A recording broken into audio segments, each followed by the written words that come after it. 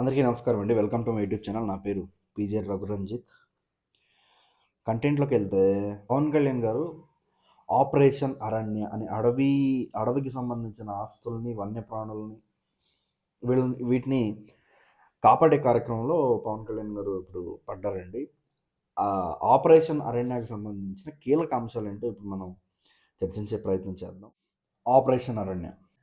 ఎర్రచందనం అక్రమ రవాణాపై ఉక్కుపాదం, ఎర్రచందనం స్మగ్లర్లను పట్టుకోవడం, అటవీ ఆస్తుల సంరక్షణ, వన్యప్రాణుల సంరక్షణ, మానవ ఏనుగుల మధ్య ఘర్షణ వాతావరణం తగ్గించడం, ఏనుగులు ఇతర ప్రాణులు దాడుల నుండి ప్రజలను రక్షించడం, అటవీ భూముల అక్రమదారులపై చర్యలు, పచ్చదనం పెంచేలా అడవి విస్తరణ పెంపు.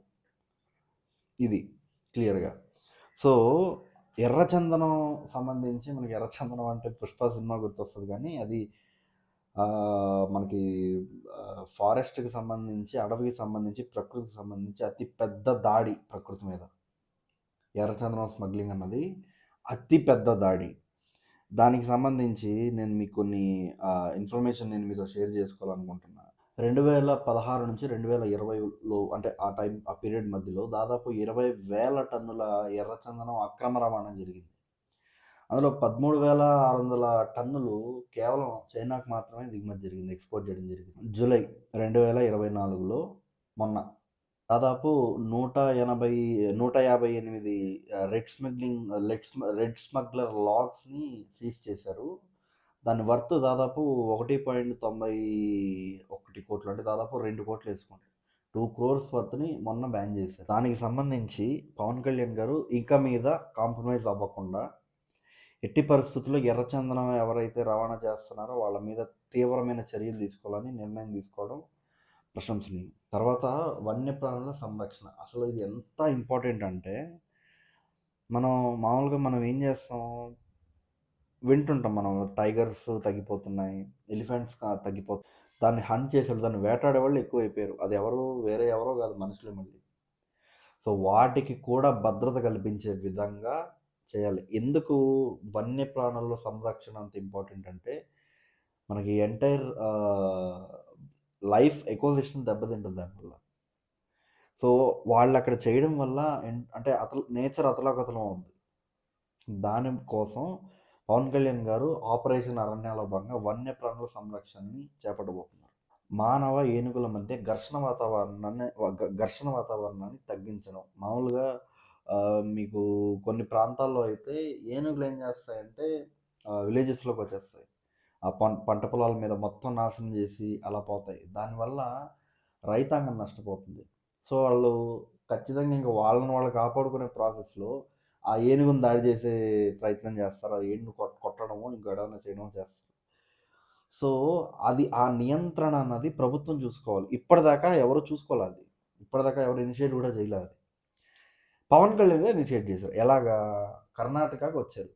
కర్ణాటకకి ఇక్కడ అరణ్య ఇలాఖే, కన్నడలో అయితే అరణ్య ఇలాఖే, ఫారెస్ట్ డిపార్ట్మెంట్ ఇక్కడ అడవి శాఖతో మాట్లాడి కుంకి ఎలిఫెంట్స్ని అక్కడికి తీసుకెళ్ళి దాన్ని ట్రైన్ చేయడానికి కొంతమంది మావట్లను పెట్టి దాన్ని అక్కడికి తీసుకెళ్ళి ఎలిఫెంట్స్ అంటే ఇక్కడికి రాకుండా ఈ కుంకి ఏనుగులు సహాయపడతాయి. అలాగా దాన్ని ప్రణాళిక చేశాడు. అది వచ్చిన 4 నెలల్లోనో 3 నెలల్లో చేశాడు పవన్ కళ్యాణ్ గారు. కర్ణాటకకు వచ్చి, బెంగళూరుకి వచ్చి చేశారు అప్పట్లో.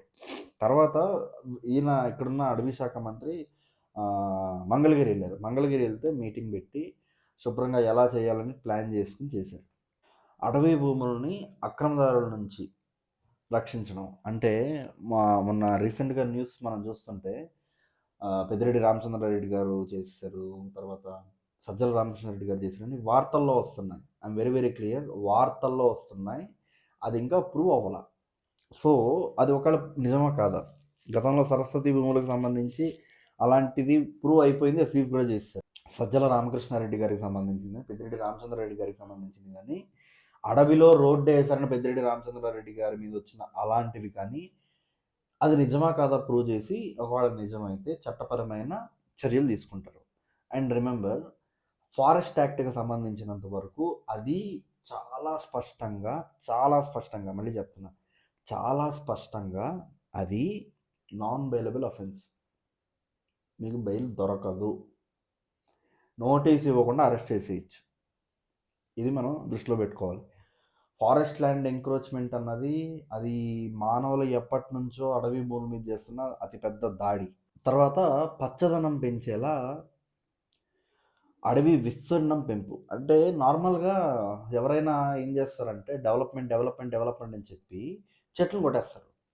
కానీ పవన్ కళ్యాణ్ గారికి నేను చాలా ఈ సినిమాలకు సంబంధించిన వాళ్ళు కూడా చాలామంది చెప్పేదేంటంటే పవన్ కళ్యాణ్ గారికి నేచర్ అంటే ఇష్టం. ఎన్విరాన్మెంట్ అంటే ఇష్టం.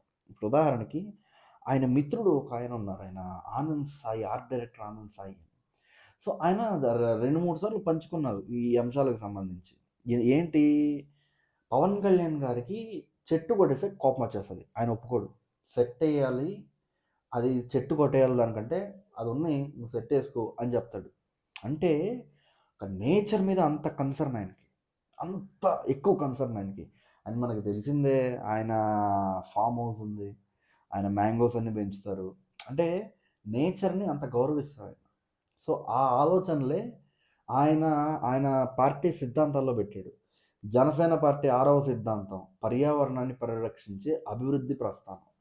పర్యావరణాన్ని విధ్వంసం చేయకుండా అభివృద్ధి అనేది జరగాలి. అభివృద్ధికి వ్యతిరేక కాదు. అభివృద్ధి జరగాల్సిందే. కానీ పర్యావరణాన్ని నాశనం చేసి కాదు. చెట్లని కొట్టేసి ఆక్సిజన్ లెవెల్స్ పడిపోయే విధంగా అలా డెవలప్ చేయడం కాదు.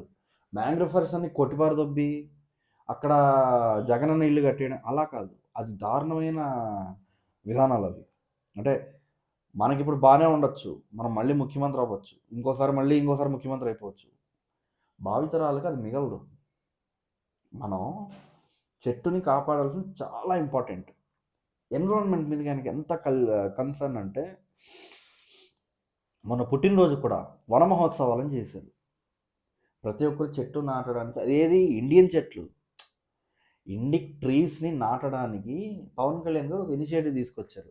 సో అలాంటి ఆలోచనలు ఎన్విరాన్మెంటలిస్ట్కి నచ్చుతాయి బేసిక్గా. అలాంటి ఆలోచన కలిగిన పవన్ కళ్యాణ్ గారు అటవీ భూమిని సంరక్షించడానికి భీమ్లా నాయక్ వేషం ఎత్తి ఆపరేషన్ అరణ్య మొదలుపెట్టారు.